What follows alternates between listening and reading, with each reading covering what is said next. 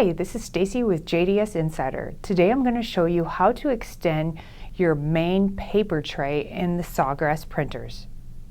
First, you will want to pull out your paper tray from the printer. Push the green tabs inward towards each other to unlock them.